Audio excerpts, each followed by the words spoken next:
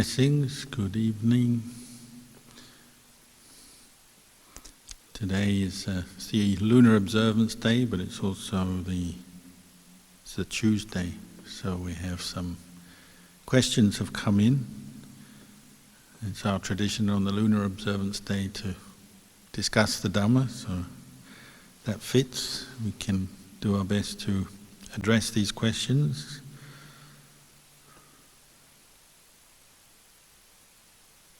So the first question tonight, Dear Luang Por, are the 5 aggregates also referred to as name and form, mentioned in the dependent origination? If not, can Luang Por please comment?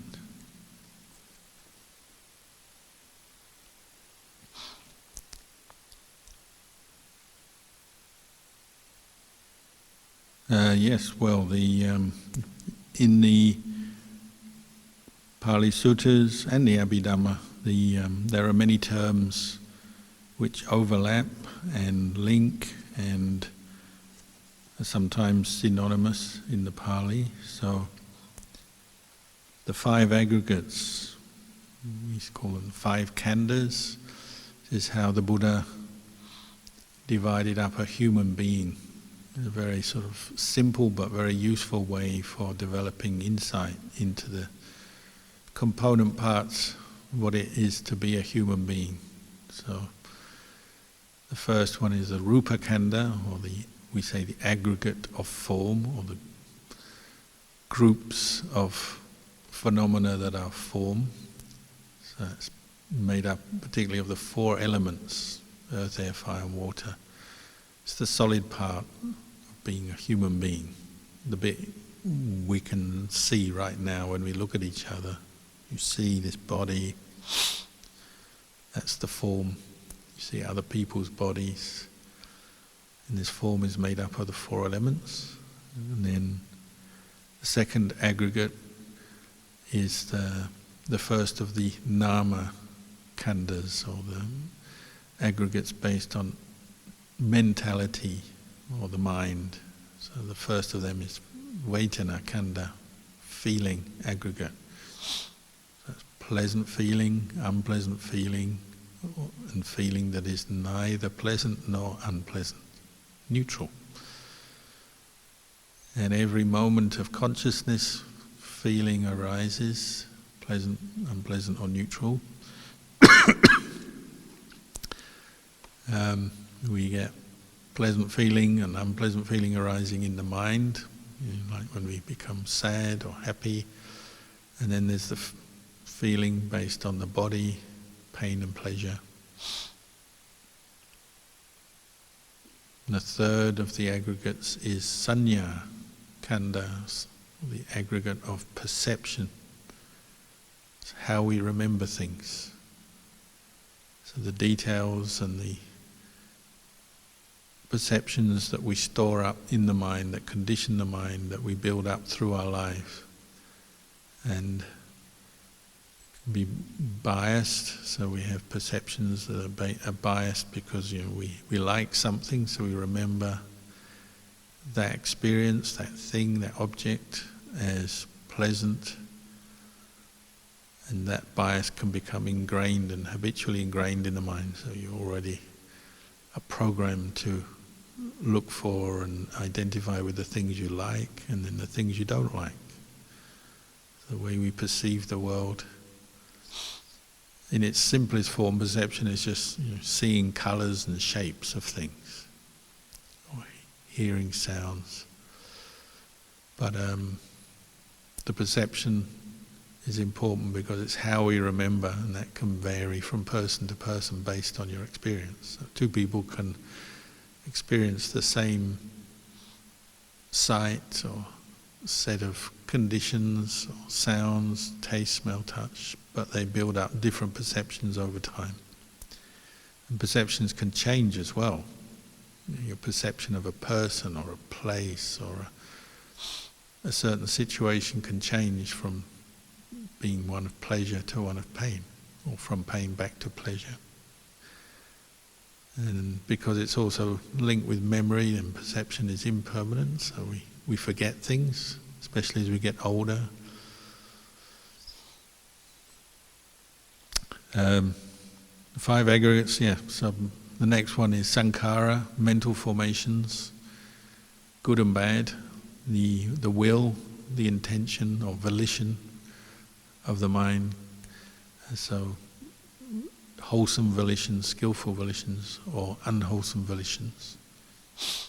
That's the active, karma active part of the mind, where we decide to do things, say things from our volitions. And the last of the aggregates is vijnana, consciousness.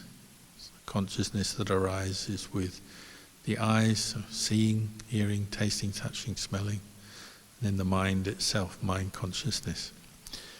So this is the Buddha's shorthand for breaking down a human being into the human's component parts, the physical side and the mental side of phenomena. And then in his description of how suffering arises, we call this dependent origination, as you mentioned. It's the way suffering as an experience arises for a human being. It depends on causes and conditions, and the Buddha laid that out. What are the different causes and conditions in the chain, or the chain of causes and conditions that leads to the arising of suffering in an experience? Suffering as in old age, sickness and death, and then mental suffering, sorrow, lamentation, pain, grief and despair. All the different kinds of mental suffering we have. There's physical suffering of the body, aging, sickness, death, mental suffering. Every form of suffering has causes and conditions leading up to it. And the teaching on dependent origination is helping you to reflect and get insight into the different causes and conditions that lead up to suffering. So it begins with avijja, the first in the chain, which means ignorance, not seeing the truth, unawareness of the truth, and particularly the Four Noble Truths, not understanding suffering and its nature and its cause, and not realizing the cessation of suffering, and not knowing the path that leads to the cessation of suffering. This is avijja. Because we have avijja affecting us, affecting this mind, then we make karma, sankara. Good karma, bad karma. Karma through body, speech or mind. So just thoughts are karma, words are, actions are good and bad. And because of karma, we create this sense of self, and karma fuels consciousness. Every moment we're experiencing consciousness arising and ceasing. Life is a continuous chain of consciousness. So consciousness ultimately is driven by ignorance and karmic formations. And because there's consciousness arising as a cause, then nama rupa arise. They arise dependent on consciousness. And nama rupa, as you said, are the 5 aggregates. Nama literally means name, doesn't it? Nama, and rupa means form, name and form we say. Or sometimes we say mind and body. So when you're looking at your human being here that's sitting right here, you're a mixture of name and form, mind and body, or physicality and mentality. That's what you've got, that's what you are, but you need consciousness for this to arise. So literally when a fetus is formed in the mother's womb, this egg is fertilized by sperm. The Buddhist explanation of birth is that consciousness joins the fertilized egg and a fetus is formed. So with consciousness, then that fetus will start to grow. If there was no consciousness, the fetus would probably just die off. But because consciousness is there, it will grow and hopefully grow into an embryo and then a healthy baby, and then the mother will give birth to that healthy baby, but it needed consciousness for that to happen. So for the 5 aggregates to function, we need consciousness, and consciousness is dependent on karma, so past karmic actions, volitions. Because of them, there is consciousness. Because of consciousness, there is name and form, or nama rupa, or the 5 aggregates.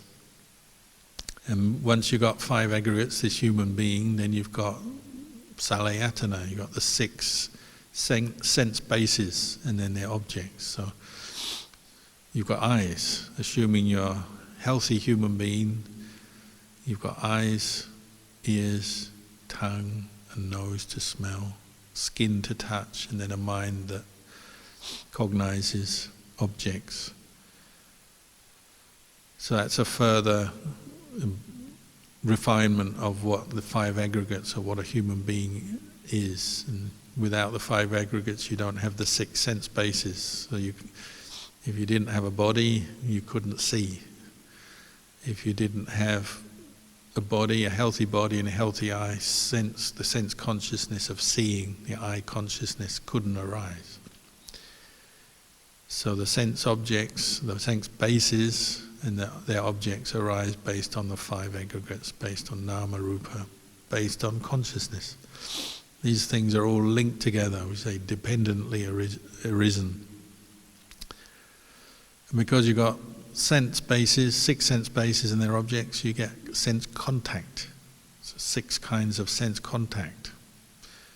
The contact of seeing, so that's the mind consciousness arising based on healthy eye, a form, there's light, say in this room there's light, therefore we can see, and there's images to be seen, colours, shapes, objects. So sense contact can take place in the form of seeing, or there's me speaking into this microphone coming out in your whatever it is you're listening on. So you can have ear consciousness arise because there's a sound, or maybe it's interrupted by some other sound in your home or wherever you are. That other sound may take precedence in your mind, but whatever, you've got 6 sense bases, so you can have sight, sounds, and so on, creating sense contact. So sense contact arises dependent on the sense bases. And with sense contact, you always get feeling arising. Pleasant, unpleasant, or neither pleasant nor unpleasant. So we've already mentioned feeling earlier on in the 5 aggregates, nama rupa. Well, here we are mentioning it again, so just breaking it down further. And this, although on paper, it's written down as linear, kind of this 12 chains or links in the series of dependent origination, they're all arising together very fast and interweaving, interlinking. So we can say with sense contact, feeling arises based on sense contact.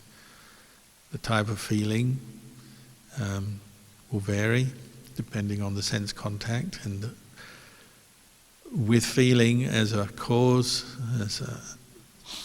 as a condition, then craving can arise.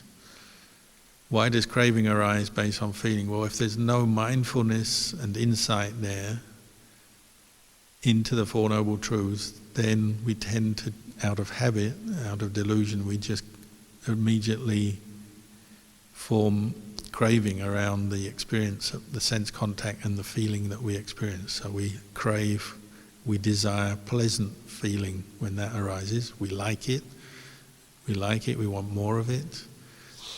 Or unpleasant feeling stimulates desire to get rid of, desire to annihilate, to end the unpleasant or painful feeling. So that's going on all the time with this whole set of causes and conditions leading up to sense contact and then feeling arise. We have craving arising dependent on that feeling. I like it, I don't like it, I want more. And we say craving or tanha hardens over time, over repeated experience of sense contact without mindfulness and insight, without investigation of the Dhamma. Then craving arises over and over again. In the course of a day, thousands of moments of craving will be arising.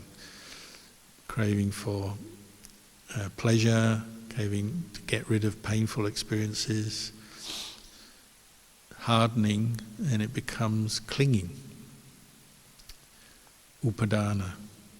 Clinging is the hardening of craving over time, over repeated indulgence in different kinds of craving, lack of mindfulness, lack of awareness and understanding.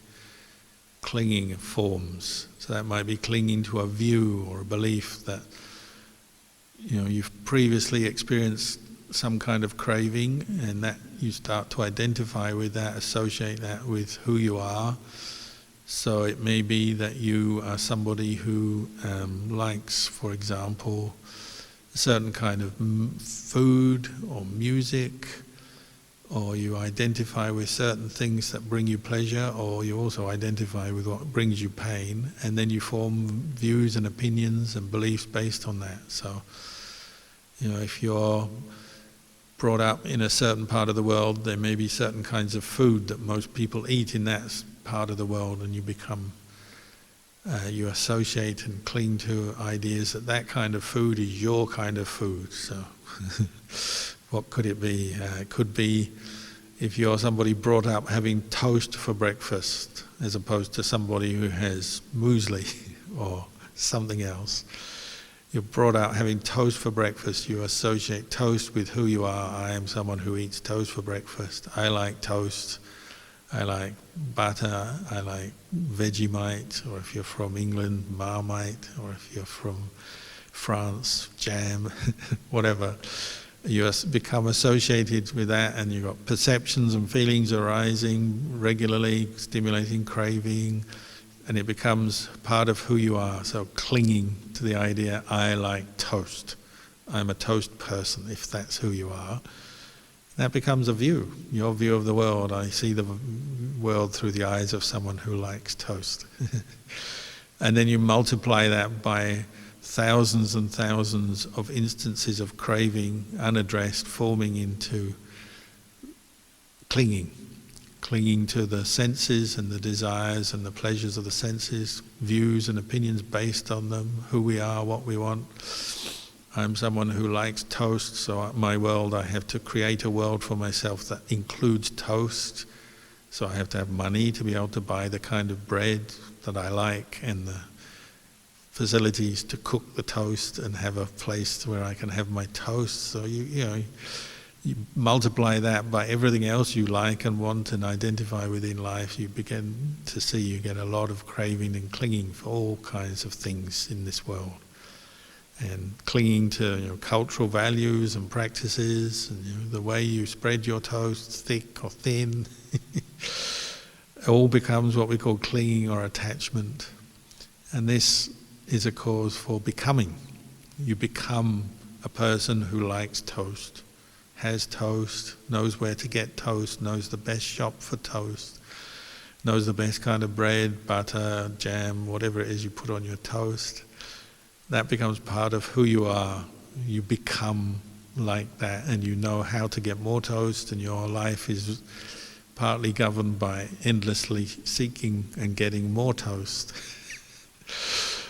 I'm being a little bit flippant here, but you get the idea. It can multiply in other directions, but depending on your senses. So, clothes and food and housing and weather and people and ideas and belief systems and political belief systems. So, that's toast is only one part of it, but it's just highlighting how this system is working, this process of craving giving rise to clinging. Clinging arises dependent on craving.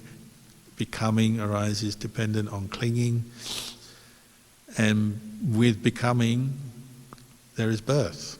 So you're born as one who likes toast, and you're a toast person. You've become born into your toast. Every morning when you go down and you make your toast and eat your toast, you're born into that world of being the one who enjoys their toast. That would be like the short-term birth, but the other explanation is the long-term birth, meaning, this is forming part of the cause for future birth, literally coming back as someone who can get toast next life. Because you're not fed up with it yet. When you die, you want more toast next life, so off you go into your next birth, seeking out future births, future existence where you can have toast available. And if you blow it, you don't create enough good karma, you may be born somewhere where you don't have toast, and you spend your next life missing toast. But you multiply that by all the other kinds of craving, clinging, becoming, and you see how birth is possible. We attach to this human form, that becomes a basis for becoming, because you can see, hear, taste, smell, touch, think. And if all that is not cleared up by the time you die, then it's going to stimulate birth into a new existence. And suffering, because with birth you get aging, sickness and death, sorrow, lamentation, pain, grief, fear, despair. The whole mass, what the Buddha called the whole mass of suffering. So the teaching on dependent origination is teaching you how this whole mass of suffering that we're involved with arises. Because of this, there is that. When this doesn't arise, that doesn't arise. So if there's no craving, there'll be no clinging, there'll be no becoming. What takes away craving from this process is mindfulness and insight. When we establish insight and see that these feelings and perceptions that are arising based on consciousness, seeing, hearing, tasting, when we see them as impermanent and not self, craving is dismantled at that point and diminishes and disappears. If you keep practicing vipassana and insight into the impermanent, selfless nature of feeling and craving, then it will disappear on you. Clinging will be undermined, it will disappear. And the causes for future birth are gradually being undermined and disappear. Ignorance disappears, karmic formations disappear, consciousness disappears. So eventually, Nibbana is, we call the unborn, the undying, the round of dependent origination is broken. Permanently, forever, for the Arahant. So I've gone on a bit there, but you see how central what you've asked is to the Buddhist explanation of how suffering arises and then contemplation for the ending of suffering. So yes, 5 aggregates are within the round of dependent origination, nama, rupa. And what you'll probably find is practical in your contemplation and practice of meditation and then developing insights. You pick aspects of the 5 aggregates rather than all of them at the same moment, the same time. Whatever is arising into your consciousness. So often we're working with the body, our attachment to the body, or feeling, or thoughts, thought formations and so on. But sometimes it's also good to go over the whole process. Read the sutras or the explanations of dependent origination. Remind yourself, familiarize yourself of the whole way that suffering arises, how it ceases, so in forward and in reverse mode. And literally you can do that. Just sitting here, you may have a thought that's accompanied by a certain feeling of pleasure or pain, comfort, discomfort. You establish mindfulness and you see this is impermanent. The feeling arises, ceases. You're breaking the chain of dependent origination at that moment. And you can do that at any time in your life, in your day. You keep doing that, you are gradually reducing the causes for suffering in your own experience. This is why practice of mindfulness and then wise reflection is central to our practice of the Buddhist teachings, the way out of suffering. Next question is, when should we contemplate and how should we contemplate in meditation? Well, it's very closely linked, isn't it? Ajahn Chah used to say, contemplate when you're peaceful enough to contemplate. Well, you notice when you have a strong emotional reaction to something, you can't contemplate very well at that moment because you're stuck in your grief or your anger or your greed and desire, or you're upset, or you're very worried and anxious. At that moment you find it hard to contemplate. You may only be able to contemplate later when you settle down. And that settling down may come about when you put effort into establishing mindfulness. Bring up mindful awareness, settle your mind, and then contemplate what is arising or what has just arisen. Often you're just contemplating what just went before. And you're introducing these three characteristics: impermanence, unsatisfactoriness, or sometimes just suffering, you can say, and selflessness, the not-self in experience. These are three universal characteristics that apply to physical phenomena, so body, whether it's your body, other people's bodies, or the physical world, and mental phenomena, so feelings, memories, thoughts, sense consciousness. Observing the impermanence in thoughts, in feelings, in the body. Observing what is impermanent cannot be taken as a self because it's impermanent.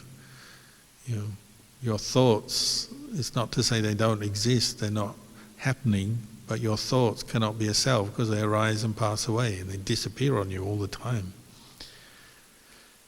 So to contemplate that, you have to be mindful enough, observant enough, calm and steady enough to be able to look back at your own experience of body and mind, the five khandhas, as they are in the present moment, and start noticing these three characteristics. So obviously the stronger your mindfulness, the more continuous, the more steady your mindfulness is, the easier you'll find it to contemplate, and the more effective your contemplation will be, because it will bring you to greater wisdom and understanding. So that can sometimes simply be noticing a particular mood coming into your mind. I feel sad. I feel I really want something. I'm missing something that I like. I'm angry. You're noticing that mood, but rather than indulging it, just notice it arise, pass away. So when is the best time to do that? Well, when your mindfulness is strong. So when you're developing meditation, mindfulness, and maybe experiencing some calm, what we call samadhi, becomes the basis for investigation, because your mind is steady, not distracted. It's gathered together, mental energy, so then you can look and observe very well, very carefully. So I like that little simile, like of the advertising hoarding, with like you have a flag with writing on it, advertising something, and you see them in the streets. When it's windy, you can't really read it because it's moving around. It's hard to read the writing to know what they're advertising. It's probably a good thing, so let it just blow and you won't know what they're advertising, you won't have to think about it. But if you really want to see what they're advertising, you have to wait for the wind to stop, and then it becomes still, and then you can read or see the picture or read the words easily. That's like the value of mindfulness and then samadhi. Your mind becomes still, then you can contemplate better because you can see better. You're more observant of these three characteristics. So what exposes impermanence is stillness, isn't it? If your mind is still, steady, then a thought arising and passing away is seen, and you say, oh, this is impermanent. When your mind is still, feelings of pleasure and pain, or neutral feelings arising, passing away, you can see and know that because your mind is still. You can see, ultimately, your aim is to see this process of the way suffering arises, dependently arisen, based on feeling, craving, clinging, becoming, and later suffering arises. When your mind is still, it starts to reveal that process at work, and you can interrupt the process. You can take a step back and say, no, I'm not going to give in to craving and clinging here, I'll let it go. So when they say letting go, this is like dependent origination in reverse in the cessation mode. You're letting go of craving. As it arises, you let it go. You don't go with it. You don't hold on to it. You don't let it form more clinging and attachment. That's why you feel peaceful when you let go. To let go, you need to be able to see what it is that you're holding on to, what is causing suffering, and then you'll let go because you know it's causing suffering. So it's like you're walking along through the forest here and you get a little thorn in your foot.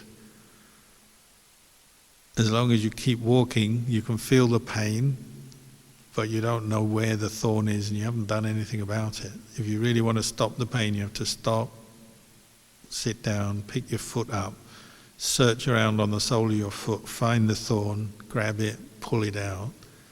Then you're going to be free from pain. So you physically stop so you can see it, identify it, and then you pull it out. It's like the mind is the same. To end stress, suffering of all kinds in your mind, you have to still the mind so you can see clearly.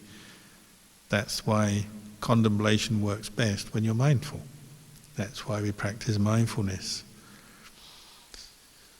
You just do the best you can with your mind. If you're like me, your mind is sometimes racing, sometimes still. When it's still, you can see it's easier to contemplate. When it's racing, you have to work harder to establish mindfulness. And that's what practice is all about. Establishing restraint in the senses, mindfulness, effort, energy from moment to moment through your day. And the better you do it, the more you'll be able to contemplate and see these truths. See anicca, dukkha, anatta, impermanence, unsatisfactoriness, and not self. The last question is, Rumpo, what does the phrase Dhamma is beautiful in the beginning, beautiful in the middle, and beautiful in the end mean? Well, that's a phrase we chant in the morning chanting, or in the chanting anyway. Adi Kalyanang, Majje Kalyanang, Pariyosana Kalyanang. Kalyano, that's my name, means beautiful or sometimes admirable, sometimes good. So Adi Kalyanang, the Dhamma, it's an attribute of the Dhamma. Dhamma means truth, the way things are, nature, the norm. There's a few ways of describing this word Dhamma. The Dhamma is beautiful or admirable, it's good, because that's the effect it has on the mind. When you see the truth, the mind becomes beautiful.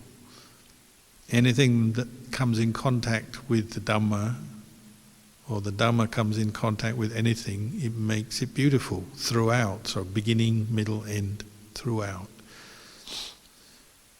So obviously many things come under the term Dhamma.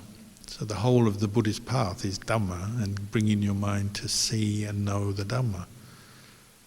So sometimes they say the practice that is beautiful in the beginning is the practice of sila, living in an ethical way, a moral way. Keeping precepts, 5 precepts, 8 precepts. This is the beauty in the beginning. In the middle, samadhi, the Dhamma of samadhi, the mind that is calm, steady, free from the hindrances. It's bright.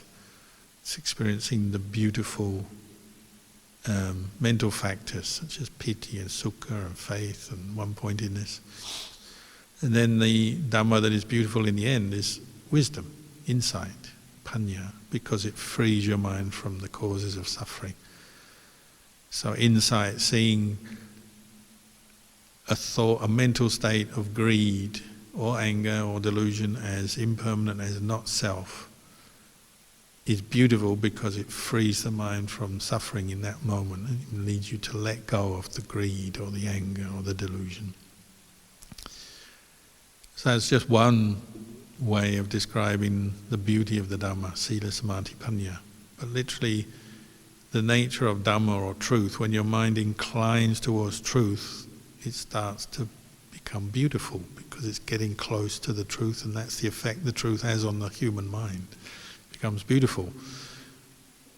The opposite is mental defilements rooted in greed, anger, delusion. Mental states rooted in greed, anger, delusion are blemishes on the mind. They're unclean, they're soiled, in the sense your mind is not peaceful, it's not clear, it's suffering. So the Dhamma is non-suffering, so it's beautiful. The defilements are suffering, they're ugly, they're the opposite. Sometimes the Buddha compared the Dhamma to like a palace on a hill. Beautiful palace. It's golden, glittering, shimmering in the sunlight on a hill. Something to aspire to, something to go towards because it's beautiful. Or another one is like a beautiful blue lake in the mountains. Kind of still, deep. So the Dhamma is deep, it's profound, beautiful in the way it looks, just shimmering there in the sunlight. So these are just images to help you see the nature of the Dhamma. It makes the mind beautiful. It's accompanied by beautiful mental factors, mental qualities. And something that's beautiful in the beginning, the middle and the end, whichever part you look at. Whichever angle you look at it, whichever part the mind comes in contact is going to be beautiful. Through and through. The Dhamma is through and through beautiful. It's not just superficial, it's just not just a little bit here but not over there. The Dhamma is beautiful. So one whose mind is completely in line with the Dhamma, seeing the Dhamma, say an arahant or a Buddha, their mind is totally beautiful. The beautiful mind, the real beautiful mind is the mind of one who has seen the Dhamma, knows the Dhamma, free from suffering, free from greed, anger and delusion. So, those were the questions for tonight. I hope they've shed a little bit of light, insight onto things for you. If anything wasn't right, we'll keep working on it until we get it right. There's always more to do in the practice. Anyway, for tonight, we'll leave it there.